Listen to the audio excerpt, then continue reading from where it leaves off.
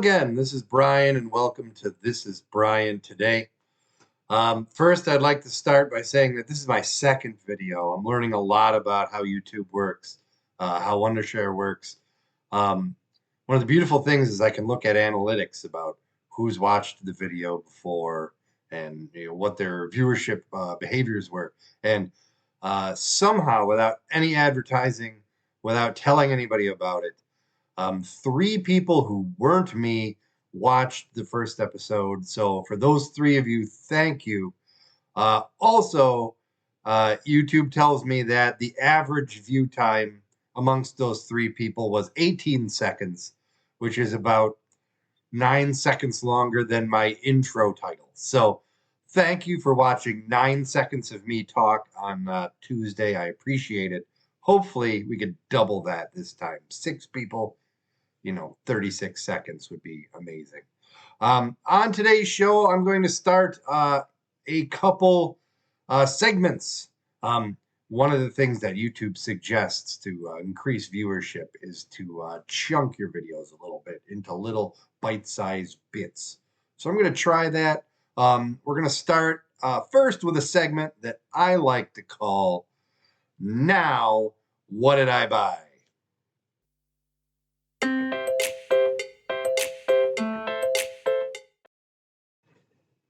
So my wife and I were sitting around the other day, sort of just generally reminiscing, and my wife brought up Now That's What I Call Music, the series of compilation CDs that have seemingly been going on forever. In reality, in the United States, they've only been going on since 1998.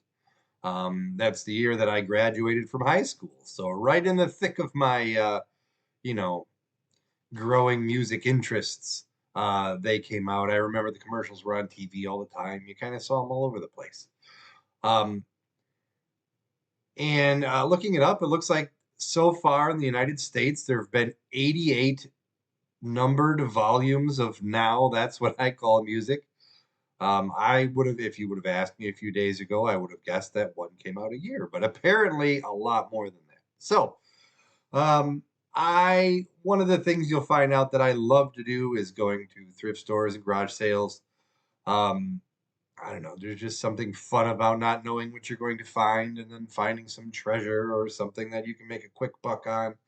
And I decided, you know what? I'm going to keep my eye out for Now That's What I Call Music volumes. And let's see how many I can collect. Okay, they're only going to cost $1 or $2 at a thrift store. So I'm happy to say that yesterday, while out thrifting, I found volume 59 of Now That's What I Call Music. This is going to be my very first entry. I'm going to pop up the list of songs on a screen if you want to take a look at it there. I realize that I can't really play these songs on a video without hitting weird copyright problems. It's going to kind of kill any ability of me to talk about music in an intelligent way. But a couple things about the songs on volume 59 of Now That's What I Call Music. It came out in 2016. The top song is Justin Timberlake's Can't Stop That Feeling for the Feeling from the Trolls movie. Like a lot of people, I've got 2 little kids that love that movie. We watched it a heck. The Justin Timberlake song Can't Stop This Feeling is certainly an earworm. Also on this album, Sia featuring Sean Paul, Cheap Thrills. My oldest daughter is a huge Sia fan. I like her myself. So I was happy to play that for her. Also highlights for my personal tastes. And listen, I'm famous for having at best sketchy taste in music. I like music a lot. I collect records and have been doing so since high school. Most of the things that I listen to probably fall under the category of novelty or just sort of, I don't know, anything that catches my attention. I'm not really a genre guy. I don't usually go super deep into any one particular artist. There are a couple I have my favorites, but it's just things that catch my attention. I do, however, like Ariana Grande. This is Ariana Grande song "Dangerous Woman." Um, a bunch of things I've never heard of before. I listened to it while driving around yesterday. So far, the collection. We'll see if we can get a graphic here, and I've got number 59. So there we go. Now that's what I call music volume 59 added into the collection.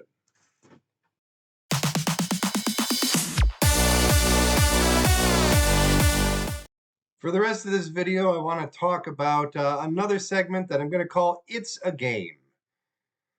This segment is going to be about board games.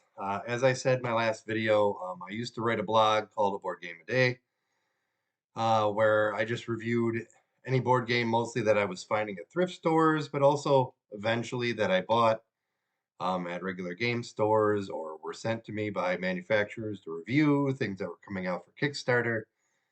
Um, Board gaming has been a big part of my life for many, many years now. I've got two daughters that are really starting to get into it. They have their favorites. I used to host game nights all the time. A lot of that died down around COVID. It's just harder to get together with people. We did play Imperial Assault, the Star Wars game, online a little bit, but it's been hard to kick it back up. Part of that relates to the decline in the blog. Just wasn't playing them enough to be able to write about them often enough. And I had other things to do. But now that I have this platform, I thought once in a while I would talk about a game that in particular catches my eye, something I've been playing a lot recently. Today, I want to start with what has, over the last few years, become absolutely my favorite board game. That game is Marvel United.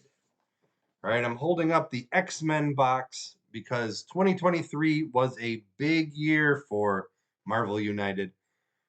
Earlier in the year, I received a Kickstarter package featuring really. Let me back up a little bit. Marvel United is a game featuring the Marvel comic book universe, where essentially you are playing as a group of heroes, either solo or as a group of players, fighting against a villain in various settings well known to the Marvel universe. Um, it is a hand management game a little bit, um, but essentially you are placing your figures in various locations, um, defeating henchmen of the main villain or helping to save civilians, doing various activities.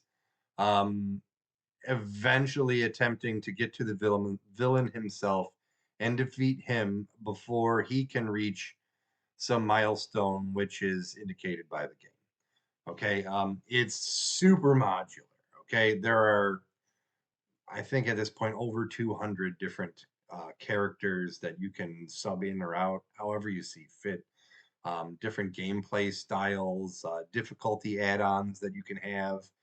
Um, it can be any kind of game you want. Now, it's gone through three different Kickstarter iterations. The first one focused more on the Avengers characters um, and non mutants.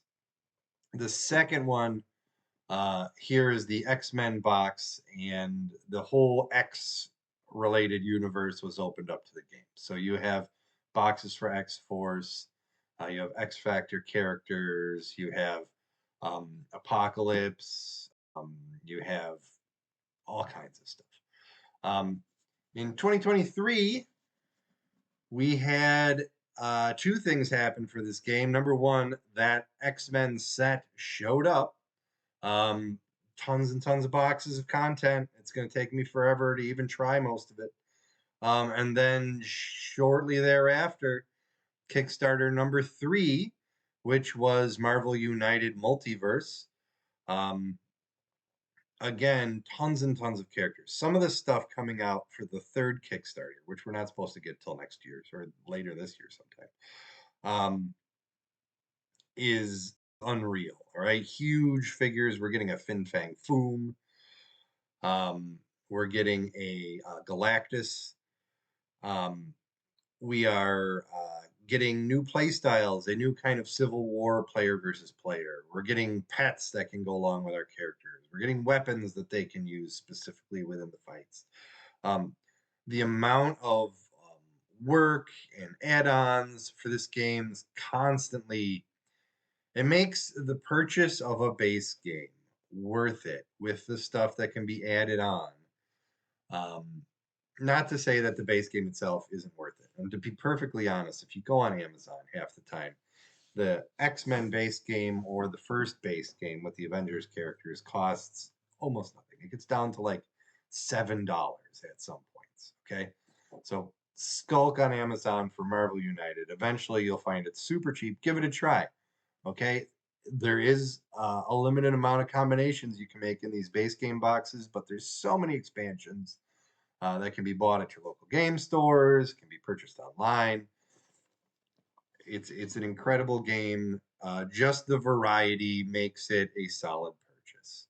Okay, I can't think of many more board game systems where there's so much variety. So anyway, this year the X-Men came out. Then they had the Kickstarter for Multiverse, and part of the Kickstarter for Multiverse, they teased another base game box that was going to come out later in the year. It premiered at Gen Con, which is the big board gaming convention. I went there this year for the very first time. Had a wonderful time at Gen Con. Waited in line, which wrapped around their booth. Got some promo cards, but they were sold out of the copy of the new base game by the time I got there. And I didn't want to waste 3 more days trying to get one every morning. So I just waited till it came out onto Amazon, and that was the Marvel United Spider-Geddon expansion. I did get to play this at Gen Con with a friend of mine that had never played hardly any board games, honestly. Definitely had not played Marvel United before. Now he's hooked. He bought this. He bought all the base games he could so far. Marvel United, fantastic game. Please go and try to pick it up. I spend more time thinking about this game in various ways than I do playing most other games.